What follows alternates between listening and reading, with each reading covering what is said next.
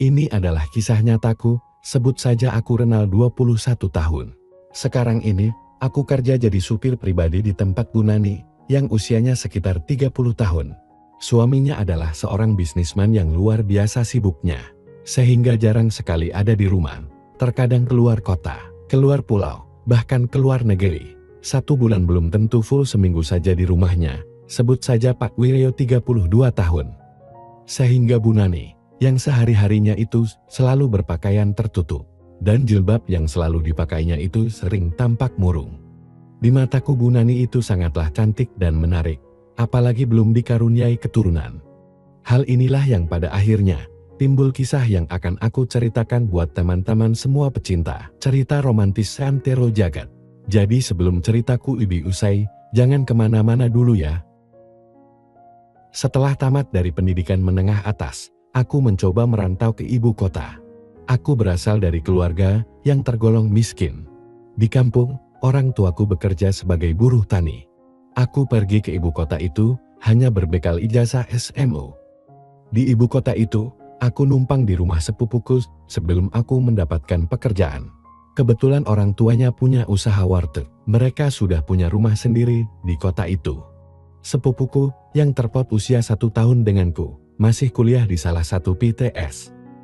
Selain berbekal ijazah yang nyaris tiada artinya itu, aku juga memiliki keterampilan sebagai supir angkot. Aku bisa menyetir mobil, karena sewaktu aku di kampung, aku sering diajak bapakku untuk narik angkot. Aku menjadi keneknya, bapak jadi sopirnya. 3 tahun pengalaman menjadi awak angkot, lama-lama aku pun mempunyai keterampilan setir mobil. Aku hampir putus asa ketika tinggal di ibu kota itu, karena setelah tinggal 3 bulan, aku belum juga mendapatkan pekerjaan. Aku merasa malu kalau harus terus-terusan ngerepotin Budil dan Pak Deku. Ya, walaupun aku tinggal gak hanya diam saja, aku sering ikut bantu-bantu di wartegnya itu. Hingga pada suatu hari, yakni hari Selasa, ketika aku sedang bantu-bantu di warteg itu, aku dipanggil Pak D yang menawarkan padaku untuk menjadi sopir pribadi di rumah Pak Wiryo. Dia adalah bos Pak Nurdin yang biasa makan di warteg Pak Deku itu. Aku langsung saja menerima tawaran itu, aku pun segera berganti baju untuk ikut dengan Pak Nurdin ke rumahnya Pak Wiryo itu. Ketika memasuki halaman rumah yang besar seperti istana itu, hatiku menjadi berdebar tak karuan. Kami dipersilahkan duduk oleh seorang pembantu muda di ruang tamu yang megah itu. Tak lama kemudian, muncul seorang wanita yang tampaknya masih sangat muda. Kami berdua lalu memberi hormat pada wanita itu. Wanita itu tersenyum ramah sekali dan mempersilahkan kami duduk. Pak Nurdin dipersilahkan kembali ke kantor oleh wanita itu. Sehingga di ruangan yang megah itu, hanya ada aku dan si wanita cantik itu. "Benarkah kamu mau jadi supir pribadiku?" tanyanya ramah seraya melontarkan senyuman manisnya. "Iya Nyonya, saya siap menjadi supir Nyonya," jawabku. "Jangan panggil Nyonya, panggil saja saya Ibu Nani," perintahnya dengan halus. Aku pun hanya mengangguk setuju dengan perintahnya itu. "Kamu masih kuliah?" tanya wanita cantik yang belum aku ketahui namanya itu waktu itu. "Tidak Nyonya, Bu," jawabku. "Saya ini baru tamat, tapi saya berpengalaman menjadi sopir sudah 3 tahun," sambungku lagi. Wanita cantik itu pun menatapku dalam-dalam. Ditatapnya pula mataku, hingga aku menjadi salah tingkah. Diperhatikannya aku dari atas sampai ke bawah. "Kamu masih muda sekali, ganteng, nampaknya sopan. Kenapa kamu mau jadi supir?" tanyanya lagi. "Saya butuh uang untuk kuliah Bu," jawabku dengan jujur. "Baiklah, saya setuju kamu jadi supir saya, tapi kamu harus ready setiap saat. Karena suamiku jarang sekali berada di rumah." "Gimana? Oke, jelasnya." "Saya siap Bu," jawabku dengan penuh semangat, karena aku senang sekali mendapatkan pekerjaan itu.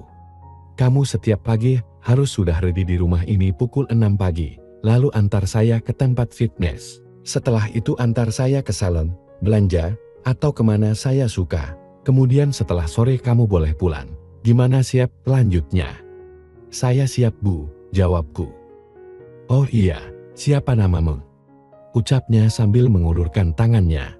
Spontan aku pun menyambut dan memegang telapak tangannya. Kami kemudian bersalaman. "Saya Renal, Bu," jawabku. Akhirnya aku mengetahui kalau wanita cantik itu bernama Bu Nani, istri dari Pak Wiryo yang saat itu sedang pergi ke luar negeri. Singkat cerita, aku pun mulai bekerja di rumah Pak Wiryo itu. Di rumah yang sebesar itu, hanya tinggal Ibu Nani dan suaminya, serta seorang pembantu yang bernama Lis. Lis sudah tidak punya suami. Suaminya sudah meninggal 4 tahun yang lalu karena sebuah kecelakaan. Setahun berlalu, tak terasa sudah memasuki tahun pertama, aku bekerja jadi supir Bu Nani. Keakrabanku dengan Bu Nani semakin terasa. Pernah suatu hari, setelah pulang fitness, Bu Nani minta diantarkan jalan-jalan dulu. Yang membuatku merasa aneh adalah, ketika beliau akhir-akhir ini selalu duduk di bangku depan, di sebelahku, sehingga terkadang aku jadi sedikit grogi saat menyetir. Tetapi lama-kelamaan, aku jadi terbiasa juga dengan keadaan yang seperti itu. Suatu hari, Bu Nani memintaku mengantarnya ke puncak. Tetapi setelah sampai di sana, Bu Nani sekedar mengajak aku putar-putar saja di kawasan itu, tanpa tujuan yang pasti. Ketika hari sudah mulai gelap, Bu Nani kembali mengajak aku meneruskan pulang ke rumahnya. Akan tetapi di tengah perjalanan, tepatnya di jalan yang gelap gulita, Bu Nani tiba-tiba menyuruhku berbelok ke suatu tempat. Karena aku ini seorang supir, tentu saja hanya menurut saja apa perintahnya itu. Aku tidak tahu nama daerah itu, yang aku tahu di sekitar jalan yang aku lewati itu hanya berupa perkebunan yang begitu luas, sepi dan juga gelap gulita.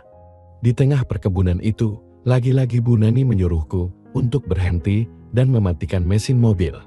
Aku pada saat itu masih belum mengerti akan maksud dan tujuan Bu Nani itu mengajakku berhenti di tempat yang sesunyi itu. Di saat aku masih merasa bingung itu, tiba-tiba saja Bu Nani menarik lenganku. "Coba Renal, rebahkan kepalamu di sini," pintanya seraya tangan kirinya menepuk pangkuannya sebagai kode untukku. Aku yang masih bingung pun hanya menurutinya saja.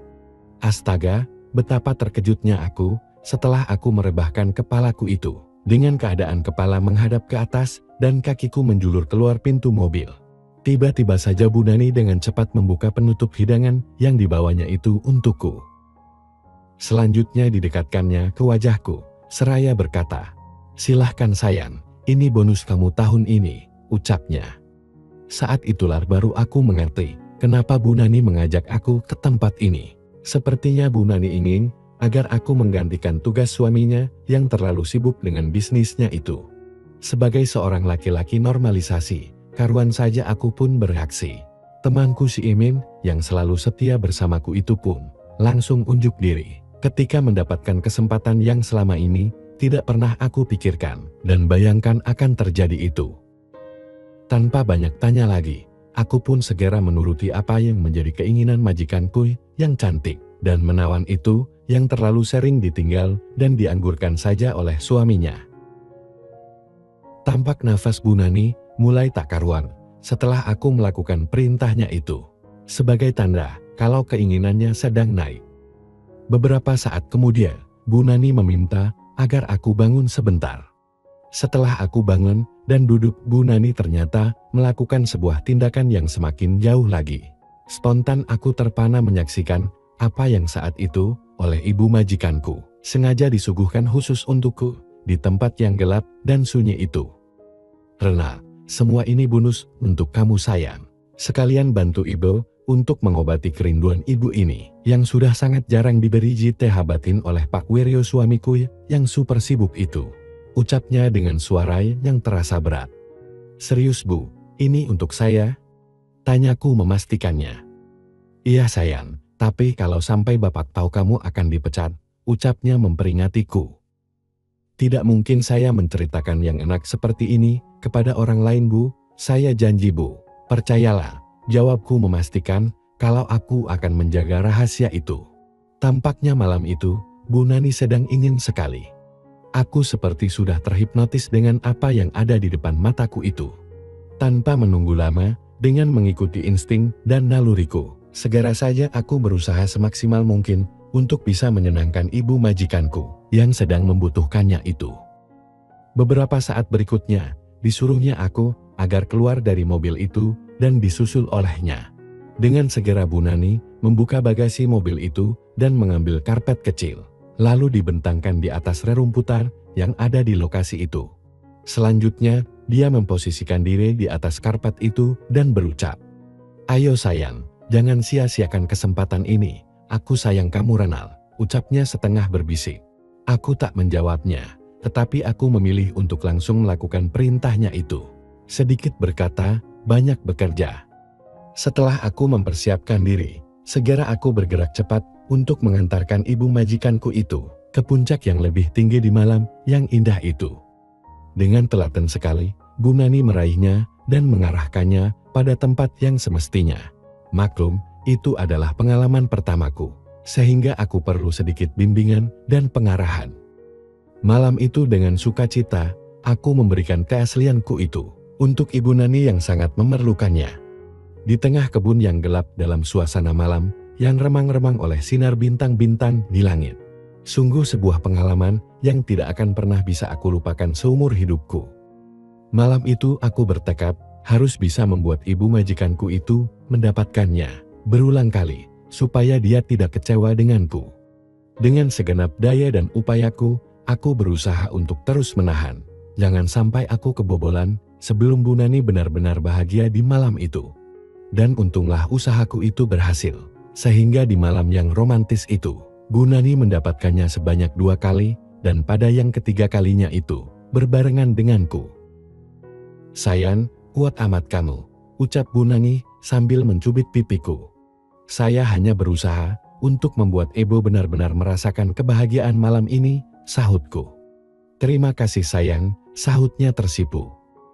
Setelah kami cukup dalam beristirahat, selanjutnya kami berdua membersihkannya hanya dengan kertas tisu dan air seadanya saja.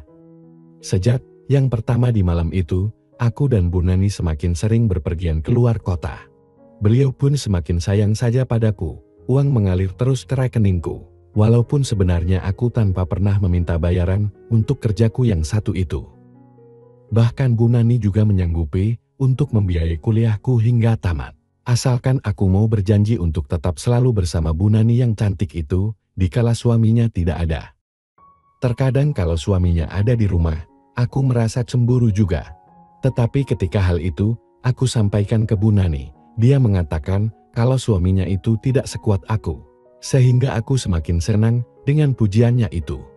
Bu Nani tidak lagi memusingkan suaminya yang jarang ada di rumahnya itu. Bahkan Bu Nani juga meminta izin pada Pak Wiryo agar aku tinggal di rumahnya itu. Sehingga semakin leluasalah kegiatan kami berdua itu.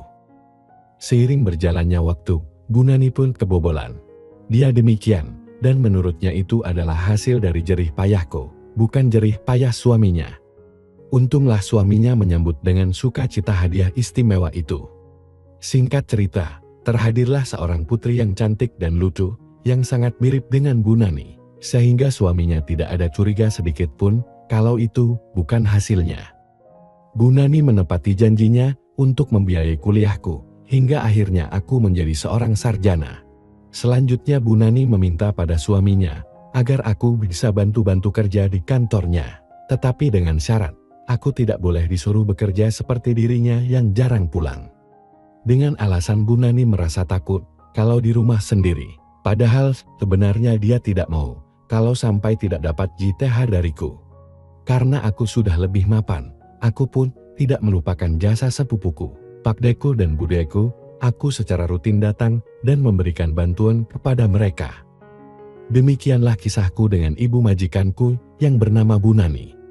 Sampai cerita ini aku tulis, hubungan itu masih berlangsung dan entah sampai kapan. Tamat.